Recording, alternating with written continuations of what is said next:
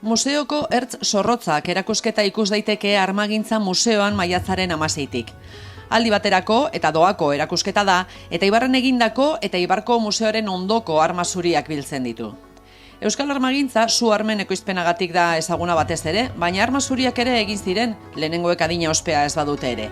Armagintza Museoak orain antolatu duen erakusketan, biltegian zituen arma zuriak ikusgai jarri ditu.